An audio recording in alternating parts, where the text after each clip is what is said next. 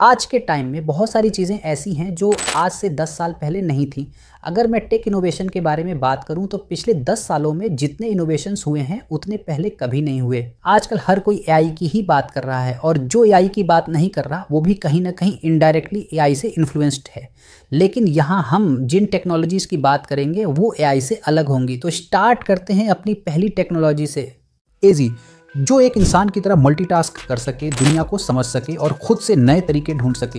AGI यानी artificial general intelligence का वह एआई है जो ह्यूमन लेवल इंटेलिजेंस को मैच कर सके। आज हम जो एआई इस्तेमाल करते हैं जैसे चैट जीपीटी या सेल्फ ड्राइविंग कार्स, वह नैरो एआई कहलाता है। एक स्पेसिफिक काम के लिए बना होता है, पर एजीआई हर काम कर सकता है एक इंसान की तरह, चाहे क्रिएटिव राइटिंग हो, कॉम्प्लेक्स प्रॉब्लम सॉल्विंग हो या सेल्फ लर्निंग। एजीआई दुनिया के सबसे बड़े प्रॉब्लम्स सॉल्व कर सकता है, जैसे क्लाइमेट चेंज, मेडिकल ब्रेक और पॉवर्टी एलिमिनेशन। एजीआई अपने गोल्स डिसाइड करने लगी और अगर वो गोल्स इंसान के गोल से मैच नहीं हुए तो डिजास्टर्स कॉन्सिक्वेंस हो सकते हैं। टॉप एआई रिसर्चर्स जैसे इलॉन मस्क और स्टीफन हॉकिंग ऑलरेडी वार्न कर चुके हैं कि एजीआई ह्यूमैनिटी के लिए एक एग्जिस्टेंशियल थ्रेट हो सकती है। इमेजिन कीजिए एक ऐसी कॉपी जो बिल्कुल आपकी तरह दिखती है, आपकी तरह बोलती है और आपकी तरह बिहेव करती है। इस टेक्नोलॉजी को कहा जाता है deep fake digital twin. Deep fake digital twin एक एआई जनरेटेड वर्चुअल वर्जन है किसी भी इंसान का जो उसके अपीयरेंस, वॉइस और मैनरिज्म्स को हूबहू कॉपी कर सकता है। ये टेक्नोलॉजी डीप लर्निंग और मशीन लर्निंग एल्गोरिदम्स का यूज करके बनाई जाती है। प्रोफेसर्स और ट्रेनर्स अपने डिजिटल ट्विन को रिकॉर्डेड लेक्चर्स या लाइव सेशंस के लिए यूज कर सकते हैं, जिससे 24 घंटे 7 दिन लर्निंग एक्सपीरियंस क्रिएट किया जा सकता है। डॉक्टर्स और हेल्थ एक्सपर्ट्स अपने डिजिटल ट्विन्स का यूज करके रिमोट कंसल्टेशन कर सकते हैं, जिससे हेल्थ केयर ज्यादा एक्सेसिबल बन सकता है। डीप फेक डिजिटल ट्विन के साथ में जो सबसे बड़ा खतरा है वो है मिस इन्फॉर्मेशन और deep fake abuse. Deep fake technology को गलत तरीके से यूज करके फेक न्यूज और हानिकारक कंटेंट बनाया जा सकता है। कमेंट्स में बताइए आप इस टेक्नोलॉजी के बारे में क्या सोचते हैं। आप एक रूम में बैठे हो पर आपका माइंड कहीं और है, शायद किसी साईफाई दुनिया में या अपने ड्रीम वेकेशन स्पॉट पर। Sounds impossible, right? लेकिन AR एंड VR टेक्नोलॉजी ने इस इम्पॉसिबल को पॉसिबल बना दिया है। इमेजिन करो मेडिकल स्टूडेंट्स बिना किसी रियल पेशेंट के सर्जरी प्रैक्टिस कर रहे हैं। VR सिमुलेशंस इस चीज को सेफ और इफेक्टिव बनाते हैं। ब्रेन सर्जरी जैसी कॉम्प्लेक्स चीजों के लिए ये एक गेम चेंजर है। AR के लिए आपको एक स्मार्टफोन या AR ग्लासेस चाहिए और VR के लिए एक पावरफुल हेडसेट। इसमें जायरोस्कोप्स, कैमरास और मोशन सेंसर्स काफी इंपॉर्टेंट होते हैं। AR VR का सबसे बड़ा यूज होगा मेटावर्स के अंदर, जो एक इमर्सिव डिजिटल दुनिया है। इस फील्ड में डेवलपर्स, डिजाइनर्स और कंटेंट क्रिएटर्स के लिए मैसिव डिमांड बढ़ने वाली है। कंपनीज अब कस्टमर एंगेजमेंट बढ़ाने के लिए AR VR टूल्स का यूज कर रही हैं। अब सवाल आपसे है, क्या आप इस वेव का पार्ट बनोगे या पीछे छूट जाओगे? अगर आपको किसी भी करेंसी के नाम को उसके सिंबल में बदलना हो तो आप कैसे करेंगे? जैसे अगर कहीं पर 10 USD लिखा है और उसे $10 में बदलना हो, अगर आप React.js या Next.js में काम कर रहे हैं तो इसे बहुत इजीली से कर सकते हैं। बस आपको Nextintel इंस्टॉल करना होगा, फिर एक कंपोनेंट बनाना होगा जिसका नाम रखें priceCurrency.tsx। और इस वीडियो के डिस्क्रिप्शन में मैंने एक कोड दे दिया है, आप उस कोड को priceCurrency.tsx में पेस्ट कर दीजिए। इसके बाद इस कोड को कॉल करने के लिए आप इस कोड का यूज कर सकते हैं।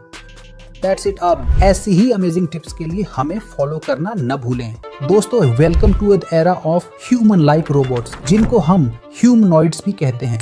इन रोबोट्स में सिर्फ मैकेनिक्स ही नहीं बल्कि आर्टिफिशियल इंटेलिजेंस भी है जो इन्हें जिंदा बनाता है। ये वो रोबोट्स होते हैं जो ह्यूमन के बॉडी स्ट्रक्चर और बिहेवियर को रिप्लिकेट करते हैं। इनकी आंखें, एक्सप्रेशंस और बात करने का स्टाइल बिल्कुल इंसानों जैसा होता है। इन रोबोट्स का ब्रेन होता है एआई एल्गोरिदम्स और न्यूरल नेटवर्क्स, जो इन्हें समझने और रिएक्ट करने की कैपेबिलिटी देते हैं। अमीका जैसे रोबोट्स फेशियल एक्सप्रेशंस को एनालाइज करके रिस्पॉन्ड करते हैं। नेचुरल लैंग्वेज प्रोसेसिंग इन रोबोट्स को इंसानों से नेचुरल तरीके से बात करना सिखाती है।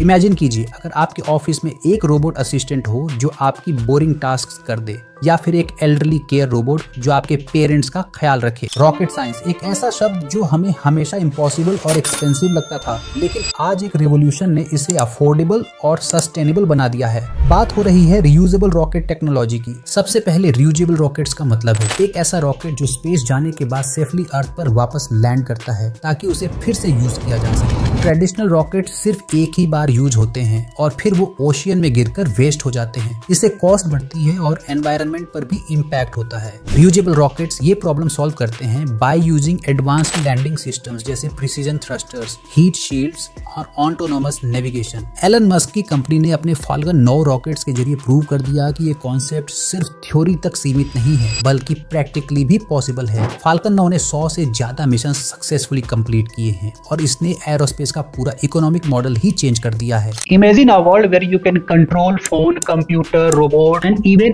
anything just by thinking about that। ये बिल्कुल साई-फाई मूवीज के जैसे लगता है बट ये रियल में पॉसिबल है और इसका क्रेडिट जाता है एलन मस्क को, जिनकी कंपनी न्यूरालिंक इस पे ऑलरेडी काम कर रही है। 2016 में फाउंडेड न्यूरालिंक का एक मेन मोटिव है कि ऐसे लोगों की हेल्प करना जो न्यूरोलॉजिकल प्रॉब्लम को फेस करते हैं जैसे अल्जाइमर या paralysis. But as per the report और रिसर्च ये भी पता चला है कि न्यूरालिंक बस इतने तक ही अपनी कैपेबिलिटीज को नहीं बढ़ा रहा है, वो एक्चुअली एआई से कॉम्पीट करने के लिए भी बहुत सारी चीजें कर रहा है। With the help of Neuralink अगर ये चीजें पॉसिबल हो जाती हैं कि एआई का दिमाग आपके दिमाग से कनेक्ट हो जाता है तो जस्ट इमेजिन कि आपकी पावर कितनी ज्यादा बढ़ जाएगी। बट ये जितना सुनने फैसिनेटिंग है ये उससे ज्यादा स्कैरी भी है। आप जो भी इंटरनेट आजकल यूज कर रहे हैं कि लेट सपोज आप 5G यूज कर रहे हैं, बाद में 6G 7G या फिर जो भी नेक्स्ट फ्यूचरिस्टिक जो भी टेक्नोलॉजी यूज करेंगे, क्वांटम इंटरनेट के आगे वो कुछ भी नहीं होगी। तो यहाँ पर जो क्वांटम इंटरनेट है वो क्वांटम फिजिक्स के प्रिंसिपल पर बनी हुई है। एक्चुअली नॉर्मल इंटरनेट में डेटा को पैकेट्स में भेजा जाता है लेकिन क्वांटम इंटरनेट में डेटा को क्यूबिट्स में भेजा जाता है जिसे क्वांटम बिट्स भी कहा जाता है और वो 0 और 1 के फॉर्मेट में होता है और ये क्लासिकल बिट से काफी ज्यादा पावरफुल होता है। जो नॉर्मल इंटरनेट होते हैं वो ऑप्टिकल फाइबर या फिर सैटेलाइट को यूज करते हैं, वहीं क्वांटम इंटरनेट एंगेलमेंट के कॉन्सेप्ट पर काम करता है।